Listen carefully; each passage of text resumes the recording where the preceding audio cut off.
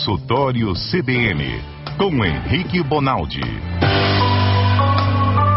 Oferecimento Med Senior, o plano de saúde para bem envelhecer.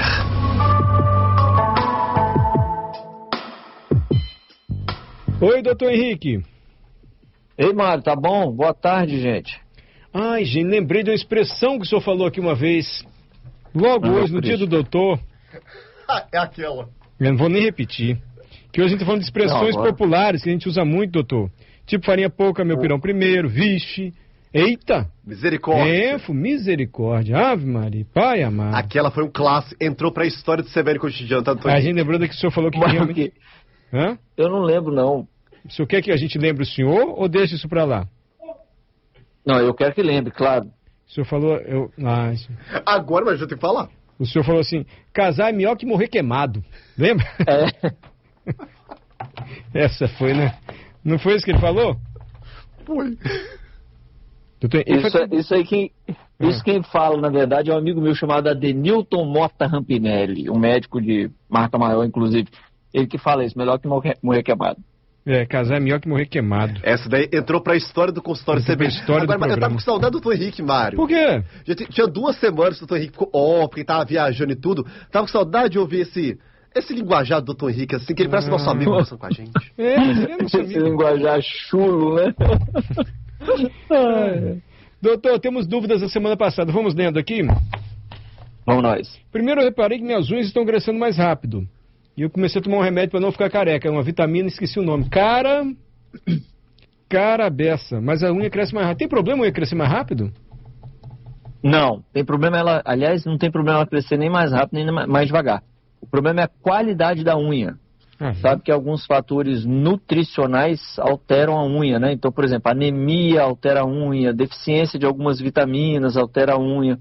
Então, a unha faz parte, inclusive, do exame físico geral, né? Médico, quem já foi em médico bom, assim, que falou, rapaz, o cara me olhou de cima e embaixo, ele olha a unha.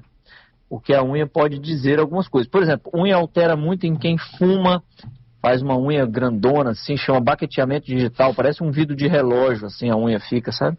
É. Então, por exemplo, você fuma, fumo. Você fuma quantos anos? Fumo só 3 anos. Quantos maços por dia? Imagina, o maço dá para 1 mês. Aí quando você vai olhar, o cara tem um dedo igual a baqueta, a unha dele está completamente alterada, e isso é coisa para quem fuma 30, 40, 50 anos, sabe? Então você pega o paciente, às vezes, pelo pulo, e você identifica algumas coisas que a gente consegue enxergar no exame físico. Mas velocidade de crescimento não é a maior importância da alteração de unha, não. Tá certo. Vamos às dúvidas, começando pela ordem que chegou na semana passada, pode ser, doutor? Claro. Então, deixa eu achar aqui, Primeiro, café pode causar enxaqueca? Não, não é essa dúvida não. A dúvida está aqui, ó. Diego, tem uma pergunta ao doutor Henrique. Fui ao médico para fazer um exame de ultrassonografia para ver meu sistema urinário. E o médico descobriu que eu estava com esteatose hepática. Isso você acha que é gordura no fígado, não é? Esteatose, grau 1. Qual o conselho do doutor para acabar com essa gordura, não falei? Lembrando que estou um pouco acima do peso. Devo ficar preocupado? Eu ia falar isso agora, Mário. Eu tinha que perguntar para ele se ele também está um pouco acima do peso. Porque o que acontece? Quando a gente está vendo de fora aquela barriguinha extra, mesmo em indivíduos magros, aquilo já é sinônimo praticamente de que seu fígado já está acumulando gordura. Por quê? Porque toda vez que a gente tem material energético a mais, então, por exemplo, carboidrato, proteína, tal, eu vou tentar armazenar isso em gordura, que é a forma mais compacta. Sabe quando você zipa um arquivo no computador? Fulano de tal tem o WinZip, que é aquele negócio para você compactar o arquivo para depois você enviar. Para que serve aquilo? Para você conseguir carregar através da internet lá um arquivo que era enorme em proporções menores, ele fica pequenininho. E lá depois você descompacta ele. O sistema da gente de armazenamento de energia é a mesmíssima coisa. Eu não sou capaz de armazenar glicose em forma de glicogênio, porque ele é muito pesado, ele é muito grande. Para eu ter a quantidade de energia que eu tenho com tecido adiposo, com gordura, em glicogênio, em glicose, eu ia ter que pesar 10, 15, 20 vezes mais. Então, tudo quanto é nutriente, o corpo transforma em gordura para então depois armazenar. E toda vez que eu vou usar esse armazenado de energia que eu guardei em gordura, eu tenho que transformar a gordura neste outro negócio de novo. E toda vez que eu faço isso, eu passo pelo fígado. Ou seja, toda vez que você estiver vendo o sujeito acumular mais energia do que deve, ou seja, tá mais roliçozinho do que deve, aquilo passou pelo fígado. O fígado transforma esses outros nutrientes em gordura. E nessa hora ele acaba sofrendo com isso e dá o que a gente chama de esteatose, que nada mais é do que gordura no fígado. Como é que resolve isso? Emagrece. Como é que resolve isso? Queima com atividade física. Como é que resolve isso? Diminui a quantidade de carboidrato que você está comendo, diminui a quantidade de gordura que você está comendo, tem uma alimentação mais saudável. Esses são hábitos que vai transformando o seu fígado num cara que trabalha com menos coisa para ele transformar em gordura. Consequentemente, ele vai ter menos gordura dentro dele. É simples. É igualzinho compactar arquivo no computador. Para quem gosta de computador, entendeu o que eu falei. Para quem não gosta igual eu, entendeu mais ou menos. Não, entendemos sim. Gente, atividade física é para tudo, né? Até para gordura no fígado. Doutor, eu te perguntou de manhã, pode ser qualquer atividade, desde que mexa o corpo? Vou fazer musculação, não pode correr, mas é bom dar uma variada, mas enfim, o que você pode dizer assim, qual atividade? Não, maneiro, poxa, esse podia estar muita gente ouvindo, porque isso é muito legal. Atividade física que protege o seu coração, ela não é igual para todo mundo. Então, um velho de 98 anos de idade, ele não tem que fazer a mesma atividade física que um menino de 30 anos para se proteger de doenças do coração. Ele não tem. Então, qual é a regra? A regra é, faça a atividade física que você consegue pela maior quantidade de dias na semana e pela quantidade maior de tempo possível. Sendo que 5 dias na semana já está morro de bom, como diz o outro. 6, 7 dias acrescenta pouco em relação à proteção cardiovascular. E 30, 40 minutos também já está bom. E mais de 1 hora, 1 hora e meia acrescenta pouco também. Então veja como o ser humano, Mário, é preguiçoso, né? Deus inventou um trem, Deus, Buda, lá, sei lá quem que vocês acreditam aí, e inventou uma máquina que pode ficar 23 horas do dia fazendo coisa outra que não atividade física. Basta que você fique 1 hora fazendo por 5 dias na semana, que você tem uma das melhores proteções cardiovasculares que o mundo já inventou. E ele respeitou você, ele falou para você assim, com 60 anos você pode fazer menos ou diferente do que quando você tem 30, não tem problema. Você vai ter proteção cardiovascular. Então a gente não tem proteção cardiovascular por atividade física porque nós somos orelha. Não tem que comprar o tênis de 1.000, não tem que pagar o mais caro possível da academia, eu não tenho que separar 3 horas do meu dia, eu não tenho que fazer 7 dias por semana, eu não tenho que fazer de manhã, 5:30 da manhã, perfeito, em jejum, nada disso, cara. Basta que você faça a atividade física que você consegue fazer por pelo menos 40 minutos, 5 vezes por semana. Se você fizer isso, você já está ganhando proteção cardiovascular, seu coração já está sendo protegido de uma maneira muito boa, inclusive. E quem não consegue, Mário, faz menos do que isso, porque já protege. 10, 15 minutos por dia, 3 vezes por semana, já está amor de bom. O cara já está saindo da zona de conforto que ele estava. E aí, só para terminar, o cara que já corre, não adianta ele começar a andar, porque ele vai regredir. E o cara que não corre, não adianta ele tentar começar a correr amanhã, porque ele não está preparado para isso. Por isso que a atividade física, ela é o melhor que aquele cara pode fazer. Ela é individualizada mesmo. E basta que ele se mexa, para quem nunca se mexeu, e ele vai melhorando essa performance. Então hoje eu ando, amanhã eu corro, no outro dia eu estou fazendo maratona. É assim mesmo. É uma progressão. Entendi. Mas assim, se não der para fazer 30 minutos seguidos, nem 20, mas vale mesmo essa história, vou subir de escada todo dia, não vou mais de elevador. Vou descer um ponto antes do ônibus, não vou mais descer na frente do trabalho. Um pouquinho pingadinho, eu sei que não é o ideal, mas ajuda, faz diferença, senão ele nem vai fazer. Só ajuda. Eu tenho cardiologista amigo meu, fez só... não inventa de, eu não posso fazer 40 minutos seguidos, então também não vou fazer 4 e 10, não. Não faz isso não, pelo amor de Deus, porque quase que se equivale, vale tanto quanto. Eu tenho um amigo cardiologista que fez residência comigo, que mora em BH, e um dia ele veio em Vitória. Ele falou para mim assim, rapaz, se eu morasse em Vitória, eu não ia ter carro. Porque você consegue fazer 10, 15, 18, 20 quilômetros na região da Grande Vitória sem subir um morro, Mário. Você consegue fazer de bicicleta isso, cara. Vamos considerar que a bicicleta esteja andando a 15 km por hora, que não é uma velocidade exorbitante para quem está de bicicleta. Você faz em menos de 1 hora um translado aí de 12 km, de 8 km, de 6 km, e sequer dá para suar direito, cara. Você vai ficar 40 minutos em cima da bicicleta. No carro você fica 1 hora e 20. Então basta. Vá para o trabalho e volte do trabalho andando, caminhando ou indo de bicicleta. Já vai te servir. Um belo adianto, inclusive. E eu tenho a impressão que as coisas são tão perto que a gente anda pouco e acha que anda muito. Porque se eu sair daqui da Rede Gazeta e for até ali na Rio Branco, em Santa Lúcia, cortar o cabelo, por exemplo, alguém vai dizer, nossa, você foi andando? Como se fosse assim, uma maratona. Gente, não dá 20 minutos, sério. Acontece isso comigo, tá, Mário? Não é? Eu saio aqui da Rede Gazeta e vou andar até o centro. O pessoal fala, nossa, você foi... Assim, nossa, que distância, até a próxima ali, a Praça Getúlio Vargas. Mas assim... Não dá 20 minutos, dá? Não, Se dá muda uns 20. 12 minutos, entendeu? Olha isso. E assim, e parece que é uma distância, mas não é uma distância tão significativa. É só assim. querer andar também, né, doutor? É isso aí. É só fazer atividade física. Que é onde o idoso as pessoas com mais de 60, 65 anos se beneficiam de duas épocas, né, Mário? A época em que comia-se melhor e andava-se esse tanto que a gente está falando aí, com a época da tecnologia, não só de diagnóstico, como de tratamento, né? Esse cara está vivendo essa época atual de bons diagnósticos e bons tratamentos. Só que ele teve uma infância, uma juventude muito melhor do que a que nós tivemos. A gente já comeu uns hambúrguer mais do que deve, umas pizzas mais do que deve.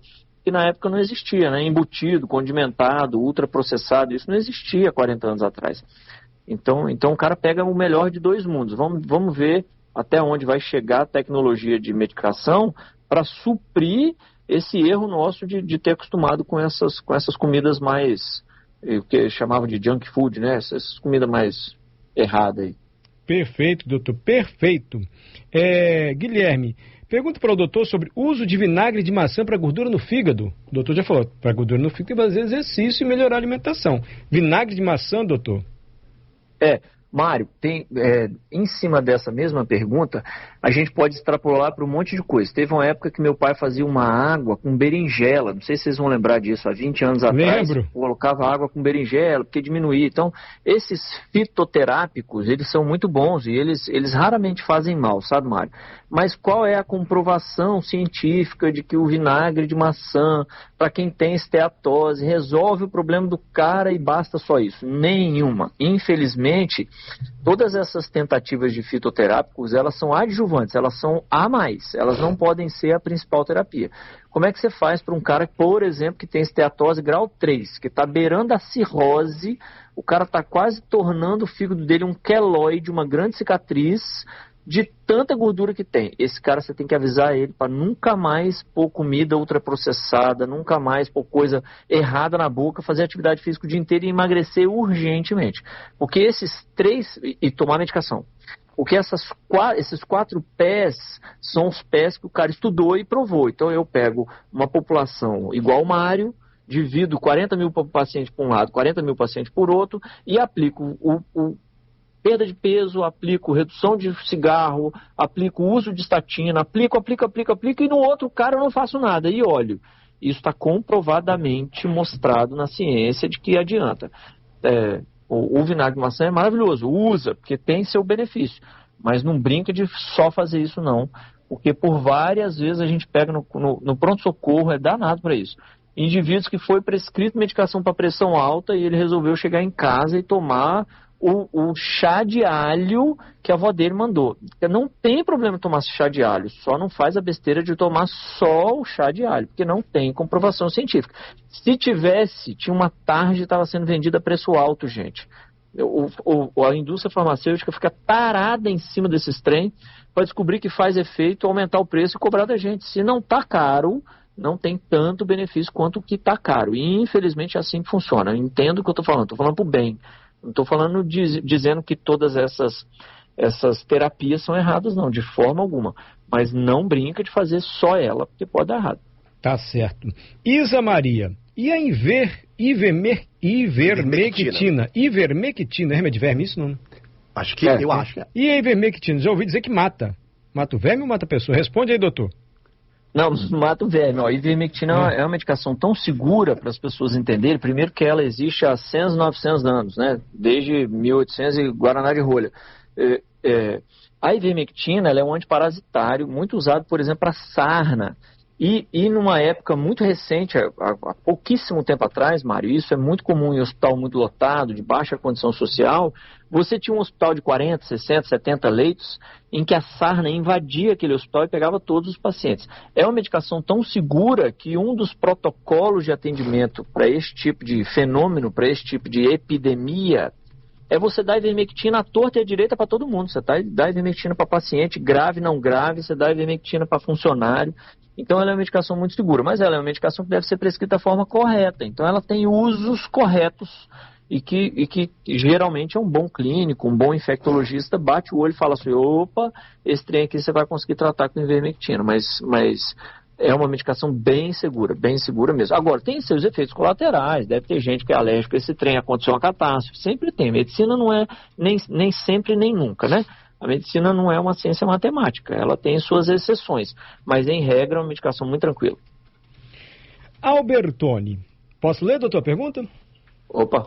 De uns dias pra cá, parei de tomar café, por causa da minha barriga.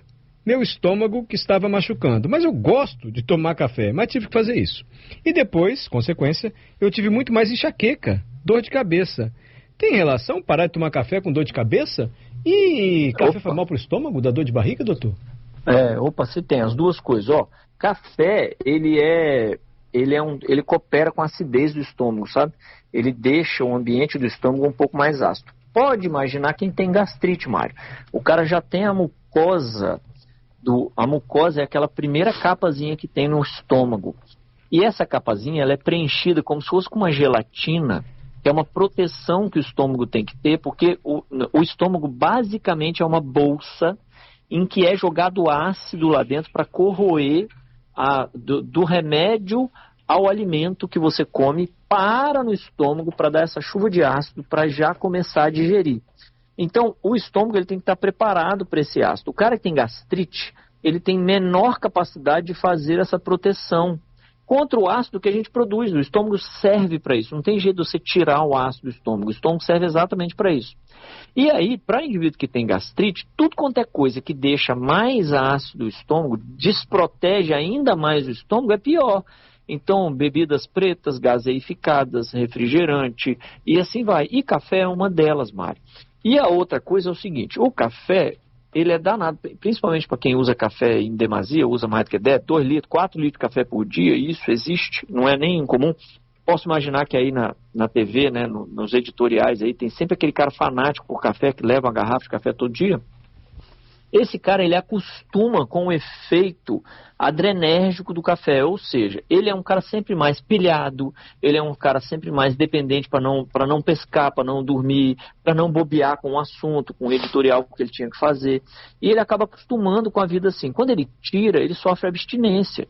Ele faz abstinência ao café. É claro que isso não acontece com quem toma 2 xícaras de café por dia.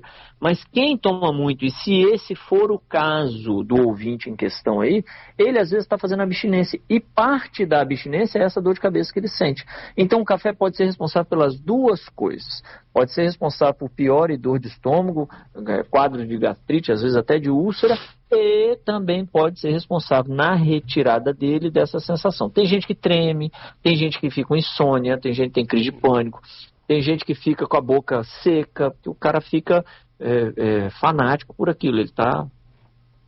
Tinha um nome esse trem quando a gente fala, tô tentando lembrar aqui. Quando tem abstinência, ele tá... esqueci, gente, mas tem um nome. Mas entendemos, doutor. Tá aí, Alberto. Mas café pode ser responsável, sim. Roberto, eu queria saber do doutor, quando a pessoa tem um câncer no fígado, faz radioterapia, o que acontece no fígado? O câncer cicatriza ali dentro? O que acontece? Isso é maneiro. Tanto a química quanto a rádio é o seguinte. A rádio especificamente é o seguinte. Eu mando ondas de rádio de uma forma muito agressiva e ela tem uma profundidade de ação. Então eu consigo na radioterapia escolher se ela vai andar 2 centímetros, se ela vai andar 10, até ela atingir aquele grupo de célula. O que a radioterapia faz? Não permite que a célula se divida, que ela se reproduza. Eu mato aquela quantidade de célula. E aí, Mário, eu não tenho como matar só a célula que é a cancerígena. Então, toda a radioterapia, infelizmente, ela deixa a pele local meio diferente, ela deixa as estruturas ao redor do que ela matou ali do câncer diferente, às vezes faz um pouquinho de cicatriz, um pouquinho de retração, que eu, infelizmente, não consigo bombardear com a radioterapia só a célula do câncer. Mas para que ela serve? Ela serve não só para não deixar mais reproduzir, como para matar aquelas células. E a quimioterapia é mais ou menos a mesma coisa. O que eu faço com a quimioterapia? Qual que é o princípio básico da quimioterapia? É eu lançar no sangue uma substância que não permita crescimento de célula. Por isso que as pessoas agora vão entender por que cai o cabelo.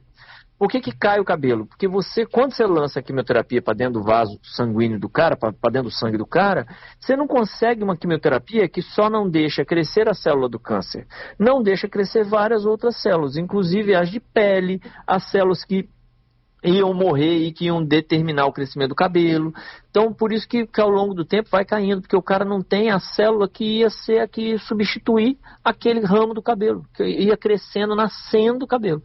Então é por isso que basicamente, é assim basicamente que funciona. Qual é a boa notícia? A boa notícia é que tem quimioterapia, está sendo desenvolvido terapias que eles chamam de terapia-alvo, que eu estou conseguindo focar quase que 100% da força do remédio, está indo só na célula. E esse é o primeiro grande passo, Mário. Daqui 10, 15 anos, se Deus quiser, a gente vai poder escutar isso dando risada.